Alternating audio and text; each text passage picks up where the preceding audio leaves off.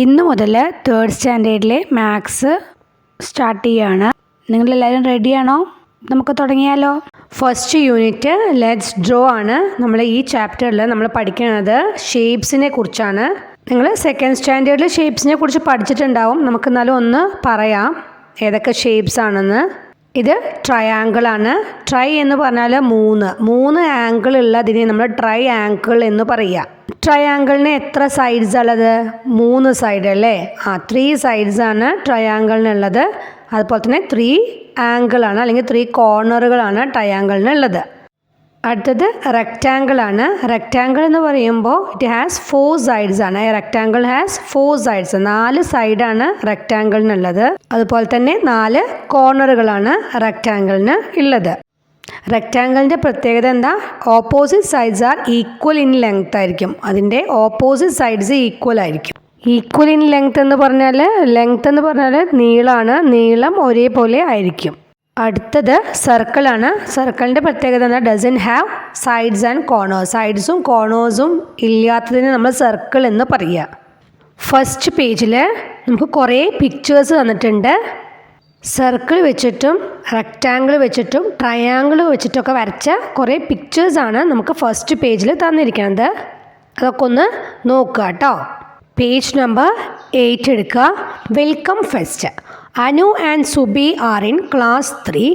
Their school is decorated for the welcome fest. എന്താണ്? അനുവും സുബിയും class 3 പഠിക്കുകയാണ്. 3rd സ്റ്റാൻഡേർഡിൽ പഠിക്കുകയാണ്. Their school is decorated for the welcome fest. പ്രവേശനോത്സവത്തിന് വേണ്ടിയിട്ട് അവർ school decorate ചെയ്തിരിക്കുന്നു. Color the festoons and make the picture prettier. ഫെസ്റ്റൂൺസ് എന്ന് പറഞ്ഞാൽ തോരണമാണ് കേട്ടോ. ആ തോരണങ്ങളൊക്കെ ഒന്ന് കളർ ചെയ്തിട്ട് അത് പിക്ചർ ഒന്ന് നന്നാക്കാനാണ് പറഞ്ഞേക്കുന്നത്, നല്ല ഭംഗിയാക്കാൻ പറഞ്ഞിട്ടുണ്ട്. Count the number of each shape in the festoons. ഫെസ്റ്റൂൺസിലുള്ള കുറേ ഷേപ്പുകളുണ്ടല്ലോ, ആ ഷേപ്പുകളൊക്കെ കൗണ്ട് ചെയ്തിട്ട് നമ്പർ കണ്ടുപിടിക്കാനാണ് പറഞ്ഞിരിക്കുന്നത്. ഏതൊക്കെ ഷേപ്പാണുള്ളത് നമുക്ക് തന്നിട്ടുണ്ട് അല്ലേ? ഏതൊക്കെയാണെന്ന് നോക്കി നോക്കൂ, നമുക്ക് കണ്ടാലും അറിയാം ഏതൊക്കെയാണ്. സർക്കിൾ ഉണ്ട്, ട്രയാങ്കിൾ ഉണ്ട്, റെക്റ്റാങ്കിൾ ഉണ്ട്. അതെങ്ങനെയാണ് കളർ ചെയ്യേണ്ടതെന്ന് അവർ ചോട്ടിൽ നമുക്ക് തന്നിട്ടുണ്ട്. റെക്റ്റാങ്കിൾ നമുക്ക് ബ്ലൂ കൊടുക്കാൻ പറഞ്ഞിട്ടുണ്ട്, ട്രയാങ്കിൾ ഗ്രീന്, സർക്കിള് റെഡ്. ഇനി നമുക്ക് കൗണ്ട് ചെയ്ത് നോക്കാം എത്ര റെക്റ്റാങ്കിൾ ഉണ്ടെന്ന്. നമുക്ക് ഫസ്റ്റ് കൗണ്ട് ചെയ്യാം. റെക്റ്റാങ്കിൾ കൗണ്ട് ചെയ്തപ്പോൾ നമുക്ക് കിട്ടുക 10 ആണ്. ട്രയാങ്കിൾ ചെയ്തപ്പോൾ കിട്ടിയത് 32 ആണ്. സർക്കിൾ കിട്ടുക 21 ആണ്. ഗ്രീറ്റിംഗ് കാർഡാണ്. നെക്സ്റ്റ് പേജ് നമ്പർ 9 എടുക്കുക. Vidhu is a new student this year. ഈ കൊല്ലം വിധു ഒരു പുതിയ വിദ്യാർത്ഥിയാണ്. The others want to make him a greeting card. അപ്പോൾ മറ്റേ കുട്ടികൾക്കൊക്കെ ഈ കുട്ടിക്ക് ഒരു ഗ്രീറ്റിംഗ് കാർഡ് ഉണ്ടാക്കി കൊടുക്കണമെന്ന് ആഗ്രഹം ഉണ്ടായിരുന്നു. Subi and others are drawing pictures and sticking dots to make it pretty. സുബിയും മറ്റേ കുട്ടികളും കൂടിയും പിക്ചേഴ്സ് വരച്ചിട്ട് സ്റ്റിക്കിംഗ് ഡോട്ട്സ് പറഞ്ഞാൽ ഡോട്ട്സ് കുത്തുകയാണ്. എന്തിനാ? ആ പിക്ചർ നല്ല ഭംഗിയാവാൻ വേണ്ടിയിട്ട്. Can you help? നിങ്ങൾക്ക് ഹെൽപ്പ് ചെയ്യാൻ കഴിയുമോ എന്ന് ചോദിച്ചിരിക്കുകയാണ്. There is 1 dot in the picture. നമുക്ക് ഈ പിക്ചറിൽ കണ്ടോ ഒരു ഡോട്ടല്ലേ തന്നിരിക്കുന്നത്. How many more of the same size can you fix around it? നിങ്ങൾക്ക് ഇതേ സൈസിൽ എത്ര ഡോട്ട്സും കൂടിയും ഫിക്സ് ചെയ്യാൻ പറ്റും എന്നാണ് ചോദിച്ചത്. അതിൻ്റെ ചുറ്റും എത്ര ഡോട്ട്സും കൂടിയും വെക്കാൻ പറ്റും? What I guess. നിങ്ങൾ ഗസ് ചെയ്ത് എന്താണെന്ന് ഒന്ന് എഴുതുക അവിടെ ബോക്സിൽ. How many dots could I actually fix? എത്ര ഡോട്ട്സ് നിങ്ങൾ ആക്ച്വലി ഫിക്സ് ചെയ്തു എന്നുള്ളതും ഒന്ന് എഴുതുക. നമുക്ക് ഡോട്ട്സ് എത്രണ്ണം ഫിക്സ് ചെയ്യാന്ന് വെച്ചാൽ 6 ഡോട്ട്സ് നമുക്ക് ഫിക്സ് ചെയ്യാം. അടുത്തത് ക്യാൻ യു ഡ്രോ എന്നാണ് ചോദിച്ചിരിക്കുന്നത്. നിങ്ങൾക്ക് കഴിയോ എന്നാണ് ചോദിച്ചിരിക്കുന്നത്. വരയ്ക്കാൻ കഴിയോ എന്നാണ് ചോദിച്ചിരിക്കുന്നത്.